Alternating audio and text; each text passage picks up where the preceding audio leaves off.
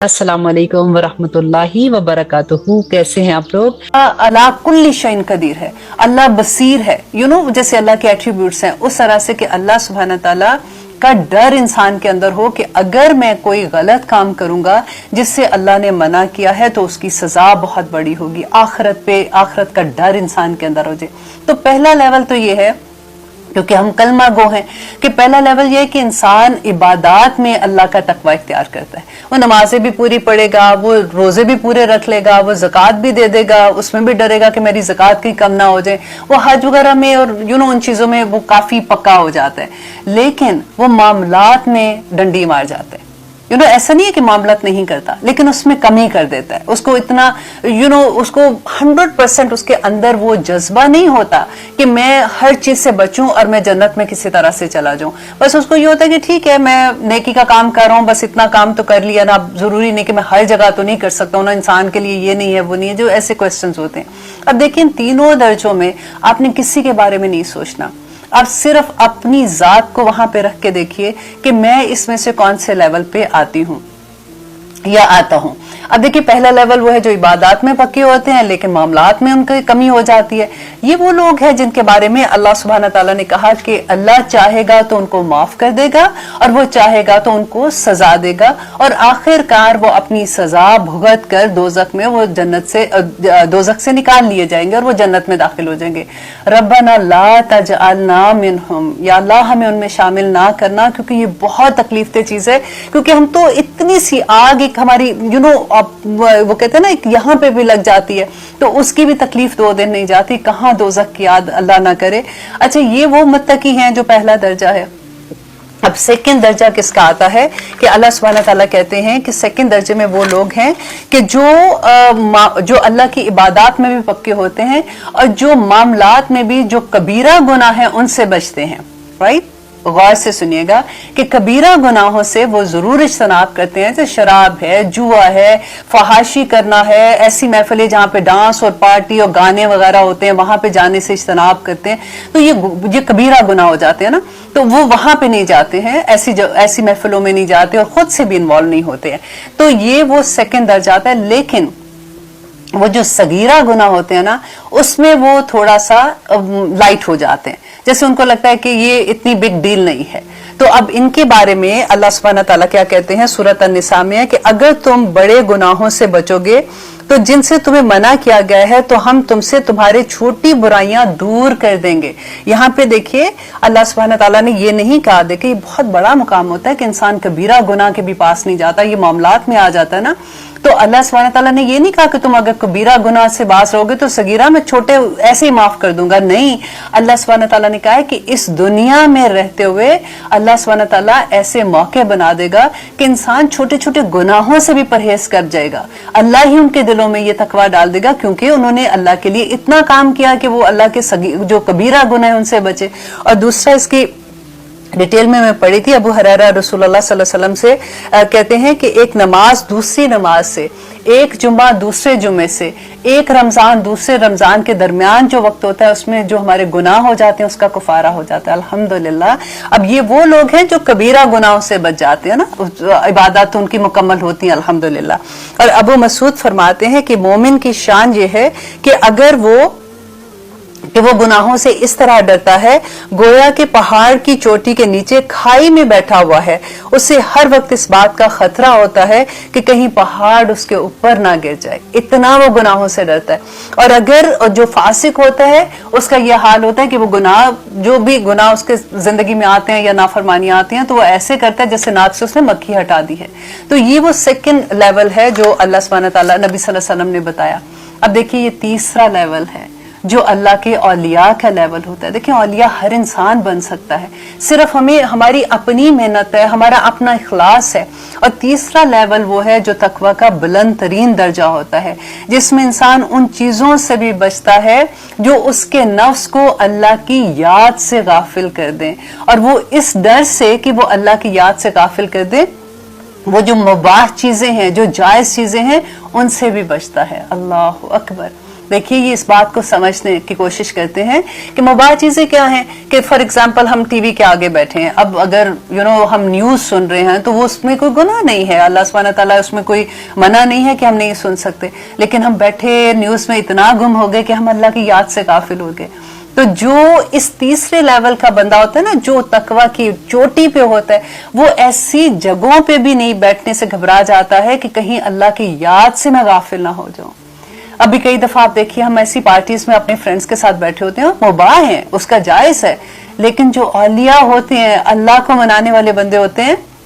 वो ऐसी जगहों पे जाके कि 3 घंटे, अब पार्टी में जाना है डेफिनेटली पहले घर से तैयार होते हैं, फिर रास्ते का सफर देखिए 1 घंटा तो उसमें लग जाता है, फिर उसके बाद आप पार्टी में जाते हैं 2-3 घंटे उधर, फिर 1 घंटा वापस आते हैं, फिर थके भी होते हैं, तो ऑलमोस्ट ये 4-5 घंटे का एक आप सौदा कर देते हैं अपने वक्त का। तो उसमें अल्लाह सुब्हानहू तआला की याद से अगर गाफिल वो चीज कर देती है, तो जो औलिया होते हैं, जो अल्लाह के बंदे होते हैं ना, वो उस वक्त से भी डरते, उस जगहों पे जाने से भी अपनी इज्तनाब करते हैं। अल्लाह सुब्हानहू तआला कहते हैं कि जो मोमिन है ना, जो अल्लाह के औलिया हैं, जो उनको तंग करते हैं, अल्लाह सुब्हानहू तआला उनकी दुश्मनी ले लेते हैं, अल्लाह सुब्हानहू तआला उनके अगेंस्ट आ जाते हैं। अल्लाह अकबर, अल्लाह अपने औलिया, ये वो औलिया है जो अल्लाह को मनाने के लिए काम करते हैं, अल्लाह सुब्हानहू तआला ऐसे ही नहीं छोड़ता फिर अपने बंदों को ना।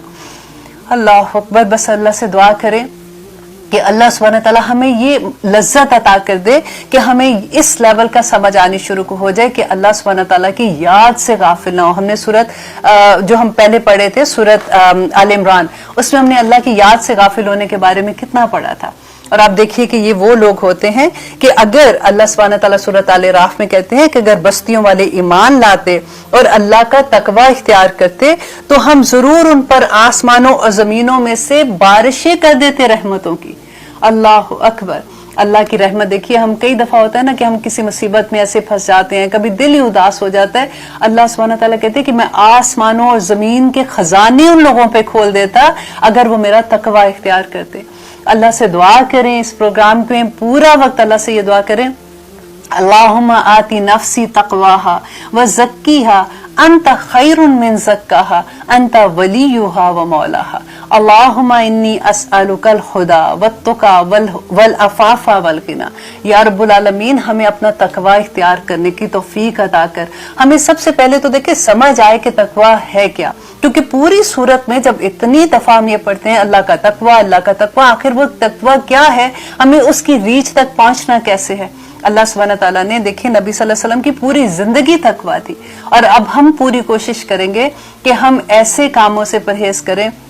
जो अल्लाह के अहकामात से दूर हमें कर दें, जो अल्लाह की याद से हमें गाफिल कर दें। अल्लाह सुब्हानहू तआला कहते हैं ना कि जिससे वो फिर मोहब्बत करते हैं, वो मुत्तकी लोग जिससे अल्लाह मोहब्बत करते हैं, तो अल्लाह सुब्हानहू तआला जिब्राइल अलैहिस्सलाम को बुला के कहते हैं, जिब्राइल मैं इस बंदे से मोहब्बत करता हूँ, तू भी इससे मोहब्बत कर। अल्लाह अकबर, अल्लाह मोहब्बत करता है। जिब्राइल अलैहिस्सलाम आसमान के फरिश्तों को कहते हैं कि मेरा रब इस बंदे से मोहब्बत करता है। वो आसमान के फरिश्तों की गूंज जमीन के फरिश्तों को सुनाई देती है, और वो उसके इर्द गिर्द इंसान के लोग होते हैं ना, वो उनको इल्का कर देते हैं कि इस बंदे से मोहब्बत करो क्योंकि रब इससे मोहब्बत करता है। आप देखें कई दफा ऐसे नहीं लगता कि कभी कोई आप देखते हैं, आप कहते हैं कि मैं तो इसको जानता भी नहीं हूं, ये कैसे मुझसे इतनी मोहब्बत कर रहा है, ये कैसे मुझसे इतनी प्यार से बात कर रहा है। एक्चुअली अल्लाह आपसे मोहब्बत करता है।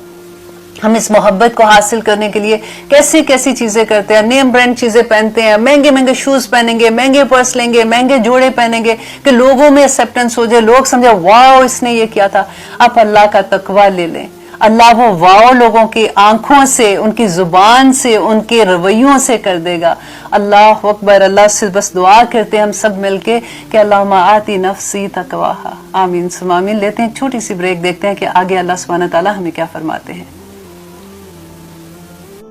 अल्हम्दुलिल्लाह, हम कर रहे हैं पहली आयत कर रहे हैं। इतनी खूबसूरत आयत है कि आगे जाने को दिल ही नहीं चाहता। कि देखिए, या अय्युहन्नास, ए लोगो, इत्तकू रब्बकुम, डरो अपने रब से, अल्लज़ी, वो जिसने खलक़कुम, पैदा किया तुम्हें, मिन नफ्सिन वाहिद, एक नफ्स से, वो खलका मिनहा, और उसने पैदा किया उसी से, ज़ौजहा, उसकी बीवी को, व बत्ता, और फैला दिए, मिनहुमा, उन दोनों से, रिजालन, मर्द कसीरन बहुत से, व निसाअन और औरतों को। अब यहाँ पे देखिए कि अल्लाह सुब्हानहू तआला कह रहे हैं कि ए लोगों जो, अब देखिए कई दफा होता है ना कि आपने डार्विन की थ्योरी पढ़ी है, या फिर हम पढ़ते हैं कि कभी कभी ऐसे अगर गूगल कर रहे होते हैं तो कहते हैं कि जी वो बंदरों से इंसान बने थे। तो यहाँ पे अल्लाह सुब्हानहू तआला सारी चीजों के बारे में कहते हैं कि देखो तुम कोई बंदर की औलाद नहीं हो, तुम किसी थ्योरी की वजह से तुम ऐसे नहीं पैदा हो गए हो, तुम्हें एक नफ्स आदम अलैहिस्सलाम से पैदा किया और आदम अलैहिस्सलाम की पसली से उनकी बीवी को पैदा किया। देखें कहा ना वक़ालका मिनहा, और उसने पैदा की उससे ज़ौजहा, उसकी बीवी को। और आदम अलैहिस्सलाम की पसली से जब ज़ौजा को उनकी पैदा किया तो कहते कि औरत जो है ना वो पसली से क्योंकि पैदा हुई है वो टेढ़ी होती है, उसको सीधा करने की कोशिश ना करो। ये सारे आदमियों को एक पैगाम है कि उनको सीधा करने की कोशिश ना करो, वो टूट जाएंगी, उनको वैसे ही रहने दो, वो बड़ी अच्छी है, ऐसे की ऐसे ही है जैसे अल्लाह सुब्हानहू तआला ने उनको पैदा किया है। व मिनहा ज़ौजहा, और उसी से उसकी बीवी को, व बत्ता मिनहुमा रिजालन कसीरन व निसा, और उसी से उनकी बहुत से आदमी और औरतें पैदा की। देखिए आज हम जो पूरे के पूरे लोग हैं ना, पूरी कायनात तो एक ही कुंबा है, एक आदम अलैहिस्सलाम की औलाद है। नबी सल्लल्लाहु अलैहि वसल्लम का आखिरी खुतबे में उन्होंने कहा था कि किसी अरबी को अजमी पर, किसी अजमी को अरबी पर, किसी गोरे को काले पर और किसी काले को गोरे पर कोई फजीलत नहीं है। और फजीलत जो किसी भी इंसान को दूसरे पर है वो सिर्फ उसके तकवा की वजह से है। अल्लाह अकबर। और आगे देखिए कि हम किस तरह से वो जातों को लेके हम जब, अब तो अल्हम्दुलिल्लाह अब बाहर जो लोग आ गए उनमें तो फिर बहुत बेहतरी आ गई है, लेकिन जातों पे लड़ते हैं, बरादरियों पे लड़ते हैं, शहरों पे, लाहौर का, कराची के छोटी छोटी चीजों पे किस तरह से हम लोग फर्क करते हैं, कैसे गोरे रंग को काले रंग पे फर्क करते हैं, कैसे अरबी को कि वो तो वो लोग खालिस अरबी हैं, और कैसे अजमी के साथ उनको कंपेयर करते हैं। अल्लाह सुब्हानहू तआला ने यह बता दिया कि सारे के सारे तुम एक ही आदम अलैहिस्सलाम की औलाद हो। इसीलिए अल्लाह सुब्हानहू तआला आगे कहते हैं फिर के वत्तकुल्लाह, अल्लाह से डर जाओ, अल्लज़ी, वो जो तसाअलूना, तुम एक दूसरे से सवाल करते हो, बिही, इसके वास्ते से। कि वो कौन से सवाल करते हैं, जैसे कभी कोई जुल्म करता है ना तो कहते हैं कि खुदा का वास्ता ऐसे ना करो, कि अल्लाह का वास्ता देकर जिसके साथ तुम ऐसे करते हो तो उस अल्लाह से डर जाओ। वल अरहामा, और रिश्ते काटने से। देखिए वो वत्तकू, देखिए एक ही सेंटेंस में 2 दफा ये लफ्ज आया है। जब तक हम अल्लाह से नहीं डरेंगे तो हम रिश्तेदारियां भी नहीं निभाएंगे। अरहाम, देखिए वो अल्लाह सुब्हानहू तआला ने कहा कि जो रिश्ते काटते हैं ना, रहम जो है वो क़यामत के दिन नबी सल्लल्लाहु अलैहि वसल्लम ने कहा कि अल्लाह के अर्श के नीचे लटक जाएगा और वो दुहाई देगा कि या रब्बुल आलमीन, इन लोगों ने दुनिया में मुझे काटा था तो आज इनको तो जन्नत में ना भेज। तो इसलिए इतना जरूरी है। देखिए एक तो वो होता है ना कि मेरा फलां रिश्तेदार वो मेरे से अच्छा, मैं उससे अच्छा, तो बात खत्म, हम दोनों ही एक दूसरे के साथ अच्छे हैं। सुलह रहमी क्या होती है कि अगर कोई आपके साथ अच्छा नहीं है लेकिन आप उसके साथ अच्छा करते हैं। देखिए आपने तो अपना जवाब देना है ना, हमने अल्लाह सुब्हानहू तआला को अपने अमल का जवाब देना है। तो अल्लाह सुब्हानहू तआला से दुआ करें कि अल्लाह सुब्हानहू तआला हमें रिश्तों की पहचान दे। देखिए सबसे पहले इरहाम में आप देखें ये रिश्ते कौन से आते हैं, एक माँ बाप हैं, जैसे फॉर एग्जांपल आप एक ट्री की तरह देख लीजिए कि एक जड़ें हैं जैसे एक ट्री की, वो आप देखिए उसके माँ बाप है, फिर तना आप देखिए, फिर बच्चे पैदा होते हैं ना, जैसे बहन भाई हैं वो हैं, और फिर उसमें शाखें हैं, जैसे फिर बहन भाइयों की शादी होती है और उनकी औलादें आ जाती हैं, तो ये बेसिकली खानदान हो जाता है। फिर रहम के साथ क्योंकि माँ बाप जुड़े होते हैं ना, तो माँ की जो फैमिली के साथ है, जैसे आपकी खालाएं हैं, आपके मामू हैं, फिर उनकी औलादें आ जाती हैं, नाना नानी आ जाते हैं, और फिर दूसरी तरफ अगर बाप के रिश्ते में देखो तो आपका दादा दादी हैं, और फिर आपकी फूफियां हैं, फिर आपके चचा ताया आ जाते हैं, और फिर उनकी औलादें आ जाती हैं।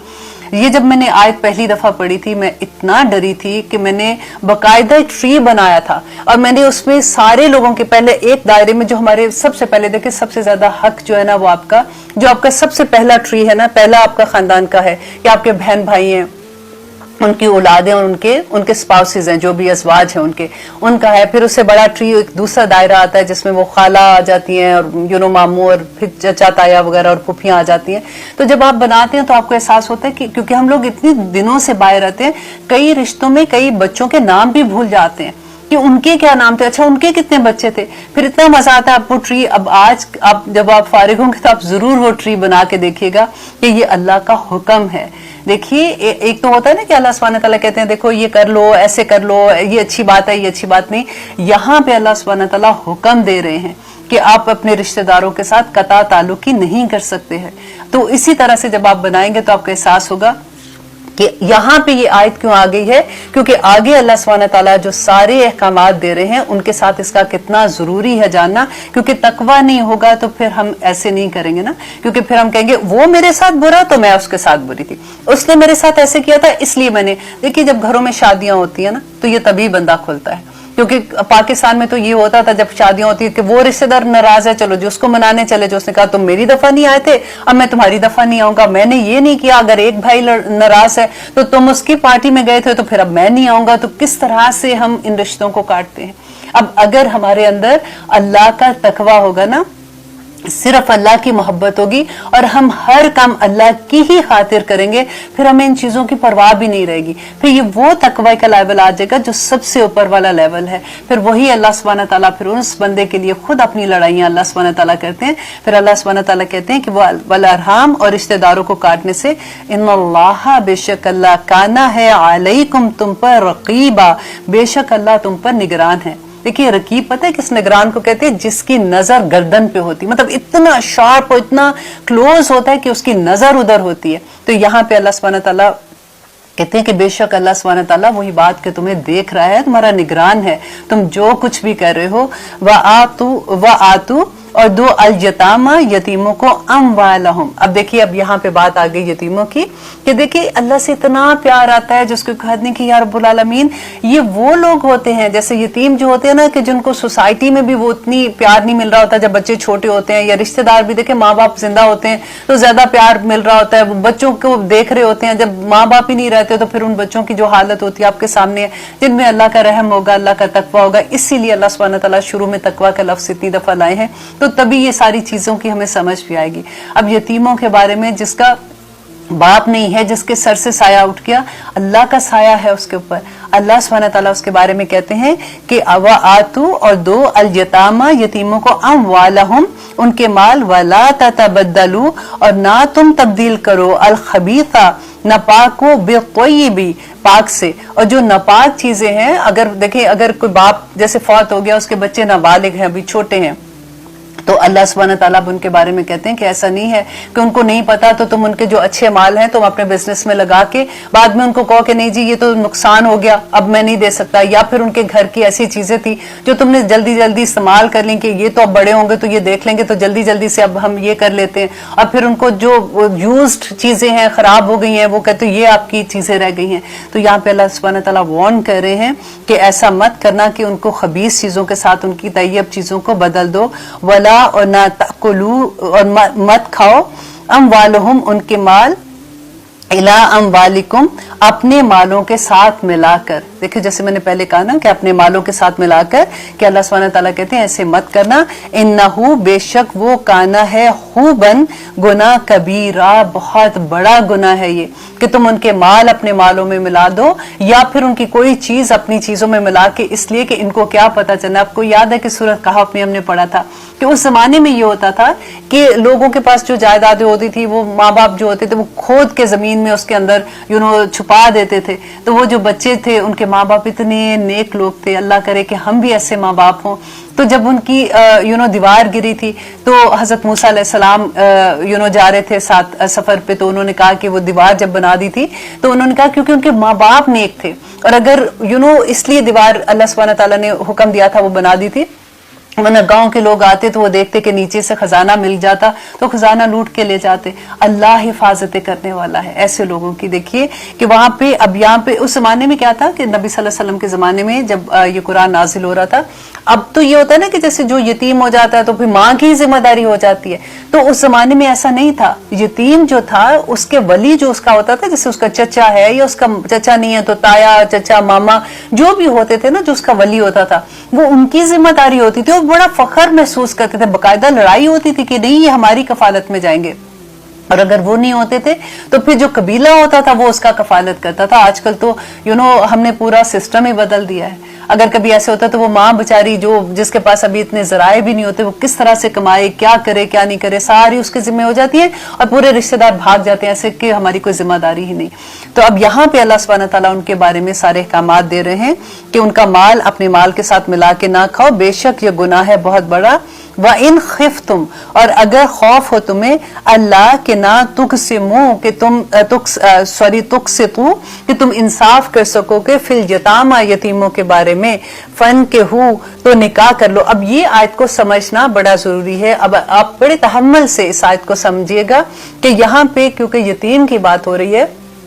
تو یہ جو آیت ہے نا وَإِنْ خِفْتُمْ أَلَّا تُقْسِطُوا فِي الْيَتَامَى کہ اگر تمہیں یہ ڈر ہو کہ نہیں تم انصاف کر سکو گے یتیم لڑکیوں کے بارے میں. اب دیکھیں کیا ہوتا تھا کہ جیسے اب جو یتیم ہو جاتا تھا اگر اس کے پاس مال ہے تو کیا ہوتا تھا کہ فار ایگزامپل وہ چچا کی کفالت میں آ گیا تو چچا یہ سوچتا ہے کہ جی یہ اب مال بھی آ جائے گا تو وہ اپنے کسی نکمے بیٹے کے ساتھ اس کی شادی کر دے. یا پھر آپ نے وہ بھی دیکھا ہے کہ کئی دفعہ ہوتا ہے کہ مال جائیداد تقسیم نہ ہو تو وہ جو بالکل چھوٹے بچے ہوتے جو بھی بالغ بھی نہیں ہوتے اتنی بڑی بڑی عورتوں کی شادی ان سے کر کے تاکہ ہماری جائیداد تقسیم نہ ہو زیادتی کرتے ہیں. کئی دفعہ آپ نے یہ بھی پڑھا ہوگا کہ قرآن کے ساتھ شادی کر دی تاکہ ہماری بچی وہ باہر نہیں جائے گی.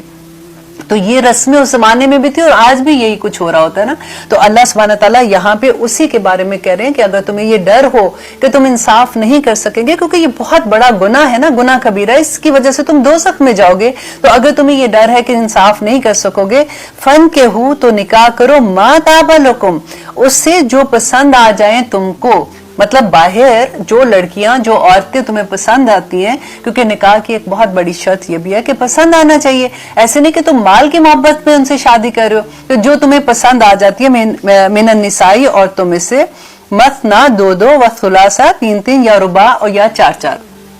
یہ پہلا مقام ہے اور ایک ہی مقام ہے قرآن پاک میں جہاں پہ یہ تعداد کا ذکر ہے, تعداد کا ذکر کیا گیا. اس کی اب انشاءاللہ آگے جہاں پہ بھی اس کے پوری ڈیٹیل آئے گی سورۃ طلاق میں بھی آتی ہے انشاءاللہ اور آگے بھی, تو میں اس کے بارے میں آپ کو بتاؤں گی کہ اس میں کیا حکمت تھی اللہ سبحانہ تعالیٰ نے.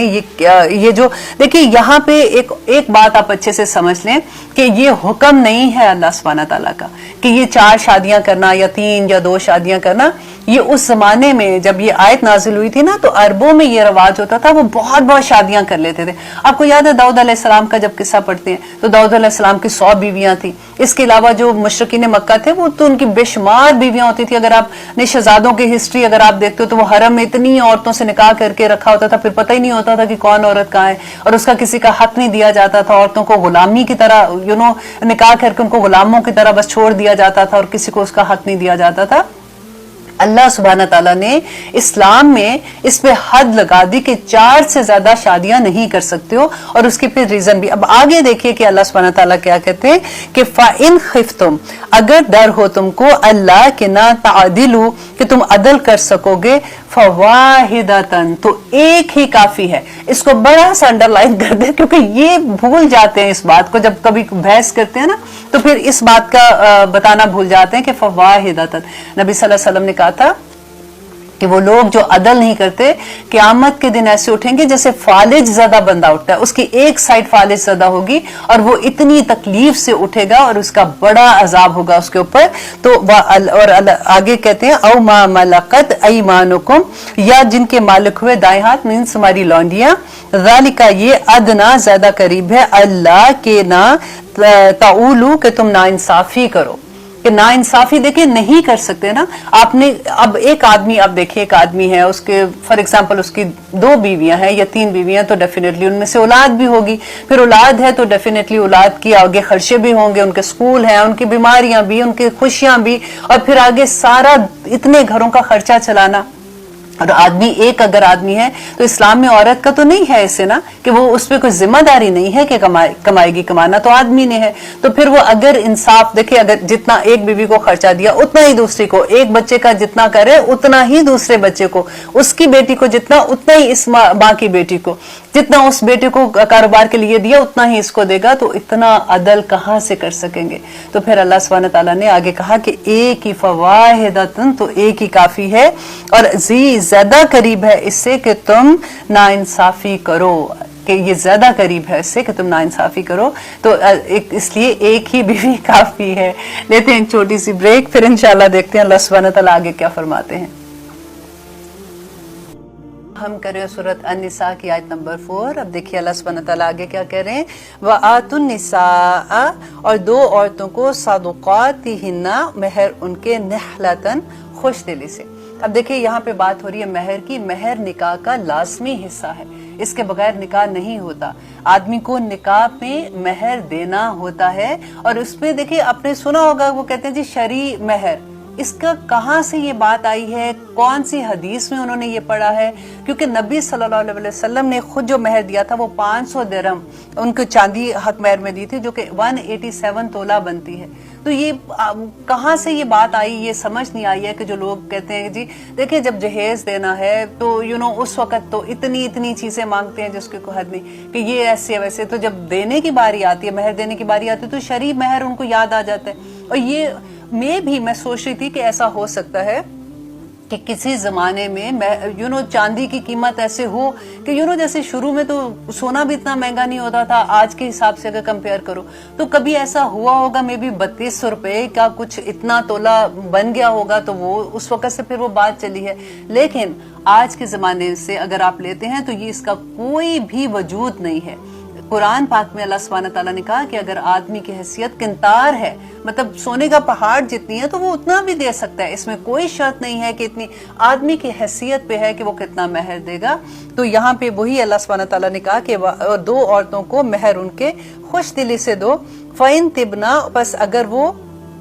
تبنا خوشی سے دے دے, لکم تمہیں انشین کوئی چیز, من ہو اس میں سے نفسن خود ہی, اور اگر وہ اپنی دل کی خوشی سے تمہیں معاف کر دیتی ہیں یا پھر اس مہر میں سے کچھ رقم سے تمہیں کوئی تحفہ دیتی ہیں, تو فَقُلُوهُ, تو کھاؤ اسے, حنیئن, خوشی سے, مریا, اور خوشگوار سمجھ کر اس کو لے لو. کہ اس میں کوئی ایسی نہیں ہے کہ آپ سوچو کہ نہیں یہ تو مہر کی رقم تھی میں نے نہیں لینی ہے. اور عورت کا یہ حق ہے اس کا مہر, وہ آدمی سے اگر آدمی نہیں دیتا تو وہ ڈیمانڈ کر سکتی ہے. دیکھیں مہر کا تعلق ایسے نہیں, بعض لوگ کہتے ہیں نہیں جی اتنا مہر لکھوا دیا تو یہ تو طلاق کے وقت دینا پڑے گا, تو اس کا طلاق کے ساتھ کوئی تعلق نہیں ہے. مہر شادی پہ ہی, بلکہ شادی کی رات ہی, مجھے تو جب میں پڑھی تھی تو جتنی جلدی ہو سکتا ہے مہر ادا کرنا چاہیے, کیونکہ وہ عورت کا حق ہے. اور آگے کہتے ہیں اللہ سبحانہ تعالیٰ وَلَا تُؤْتُوا, اور نہ تم دو, السفہاء, ندانوں کو, اموالکم, مال اپنے, التی, وہ جو, جعل اللہ, بنایا اللہ نے, لکم, تمہارے لیے, قیامن, زندگی گزارنے کا ذریعہ, ورزقوہم, تو رزق دو انہیں, فیہا, اس میں, وکسوہم, تو پہناؤ انہیں, وقولو, اور کہو, لہم, ان سے, قولاً معروفا, اور ان سے بات کرو بھلی. اب یہاں پہ دیکھیے کہ سیکنڈ چیز جو اللہ سبحانہ تعالیٰ پھر سے واپس یتیم کے بارے میں بات کر رہے ہیں, کہ یتیم جو ہیں اگر وہ چھوٹے بچے ہیں, ابھی ان میں سمجھ نہیں ہے نا, تو ان کے مال ان کو نہ دو اس وقت تک, کیونکہ یہ مال ان کی زندگی گزارنے کا ذریعہ ہے. یہ ولی کو کہا جا رہا ہے نا, ان کے جس کے پاس ان کا مال اب آ گیا ہے, تو اس مال میں سے ان کو رزق دو, جیسے ان کے کھانے پینے کا بندوبست کرنا اس میں, اور ان کے کپڑے پہنانے کا, اور ان سے اچھی بات کہو. ایک دفعہ دیکھیں یہ بھی ہوتا ہے کہ جو ولی ہوتا ہے نا, اگر کبھی بعض لوگ ہی سکھا دیتے ہیں کہ دیکھو وہ تمہارے باپ کا مال تھا, اس میں سے وہ کھا رہا ہے یا کچھ ہے, تو وہ اگر کبھی ایسا ہوتا ہے کہ غصے سے بات کرتے ہیں, تو اللہ سبحانہ تعالیٰ ان کو کہتے ہیں کہ نہیں, ان سے بھلی بات کہو, ان سے اچھا سلوک کرو. اور پھر آگے کہتے ہیں وَابْتَلُوا, اور آزماتے رہو, الیتاما, یتیموں کو, حتیٰ, یہاں تک کہ, اذا, جب, بالغوا, وہ پہنچ جائے, النکاح, نکاح کی عمر کو. ولی کو بتایا جا رہا ہے کہ جب تک ان کو دیکھتے رہو کہ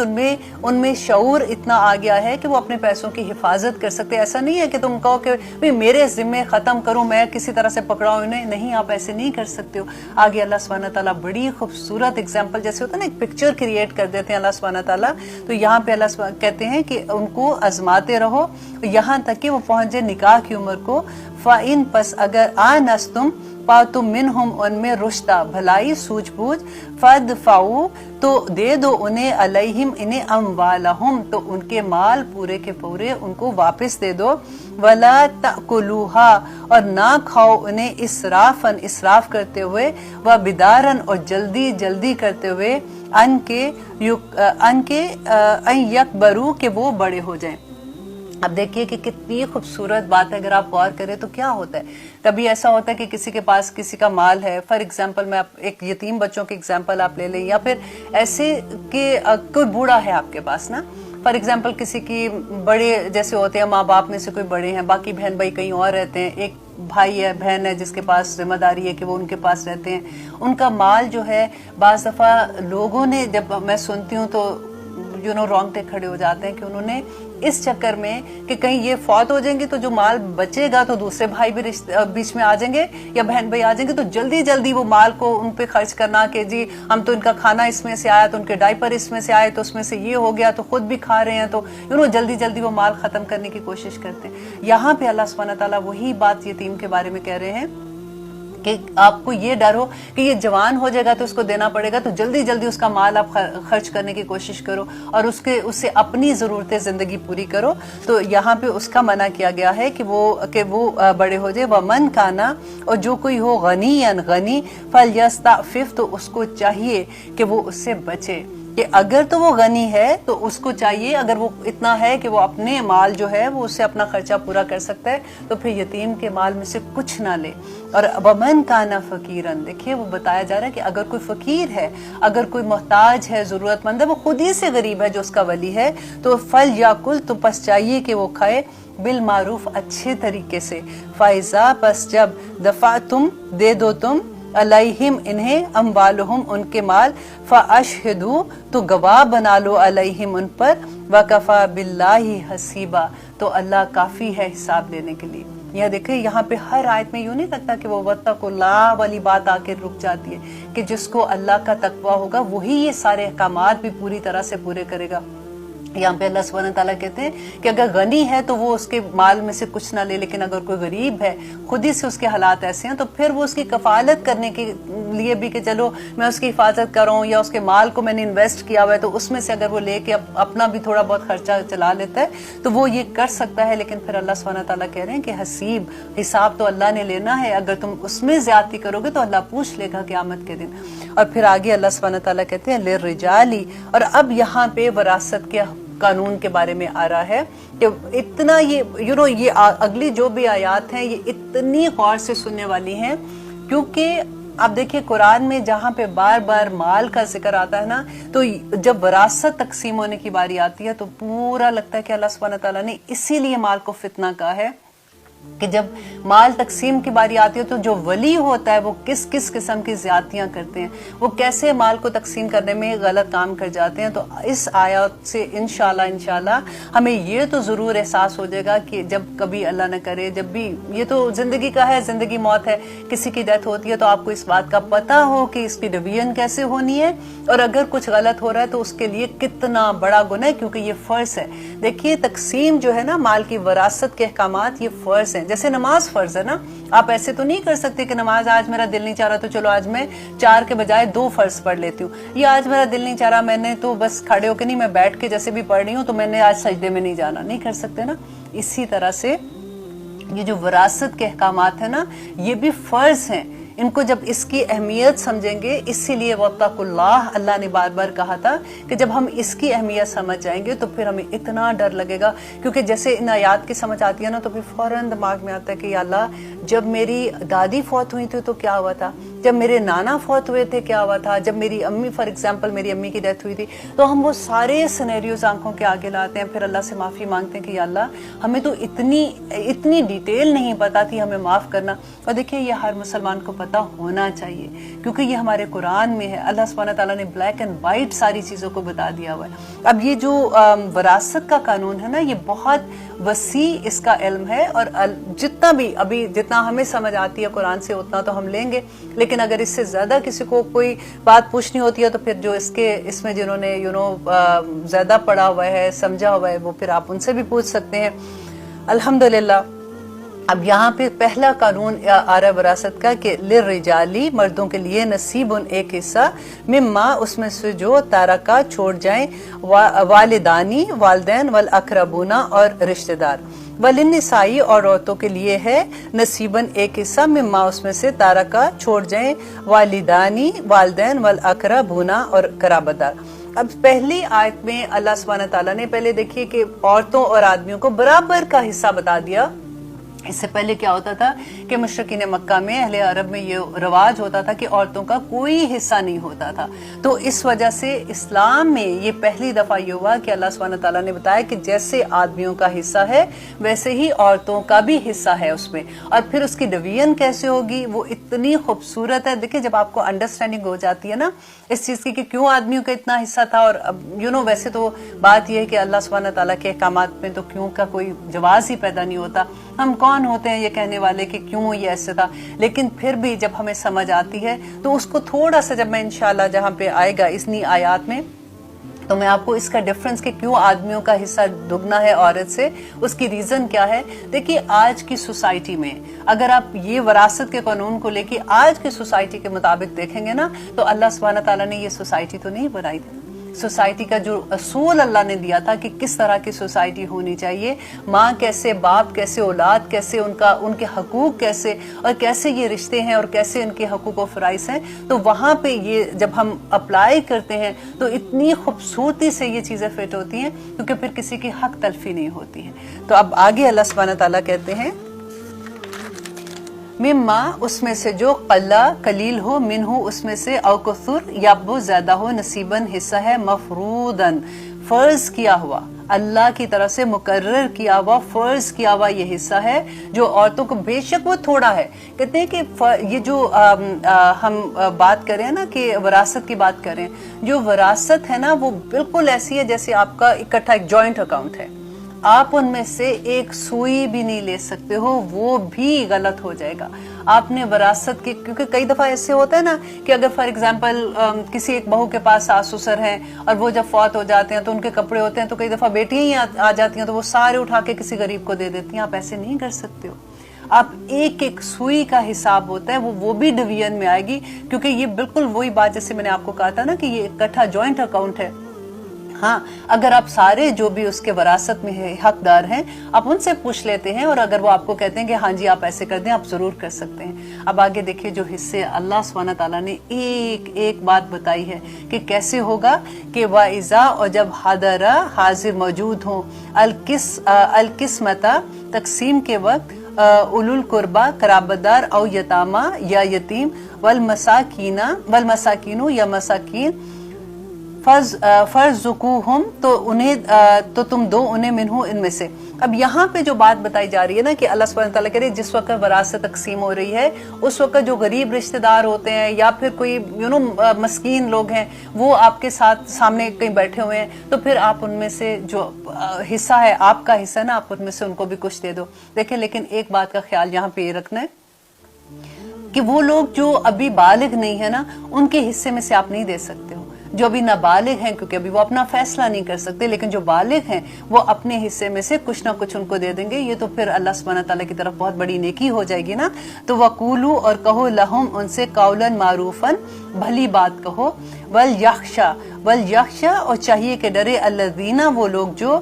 لو تارکو, اگر وہ چھوڑ جائے, من خلفہم, اپنے پیچھے سے, ذریاتن, اولاد, ضعافن, کمزور, خافو, وہ خوف کھائے, علیہم, ان پر, فاتقوا اللہ, تو اللہ سے ڈر جاؤ, وَلْيَقُولُوا, اور چاہیے کہ وہ کہیں, قولاً سدیدہ, بات سیدھی. اب دیکھیں یہی بات میں آپ کو کہہ رہی تھی کہ اللہ سبحانہ تعالیٰ نے نا ایک نقشہ کریٹ کر دیا ہے. وہ کہتے ہیں کہ دیکھو تم جو ولی ہیں نا جو تقسیم کر رہے ہیں اس وقت سارے بیٹھ کے اس کے بارے میں بات کر رہے ہیں. اللہ سبحانہ تعالیٰ کہتے ہیں کہ اگر تم یہ سوچو کہ تم اگر ایسے وقت میں ہو کہ تم فوت ہو گئے ہو, تمہارے پیچھے جو بچے ہیں وہ کمزور چھوڑ گئے ہیں, تو تم ان کے لیے کیا سوچ رہے ہو کہ وہ ان کے ساتھ کیسا سلوک کیا جائے. تو آج جو پیچھے کمزور بچے ہیں جو ابھی چھوٹے ہیں, ابھی نابالغ ہیں, تو ان کے بارے میں بھی تم ویسے ہی فیصلہ کرو جیسے تم اپنی اولاد کے لیے کرتے ہو. دیکھیں اس سے زیادہ محبت اور کون کرے گا.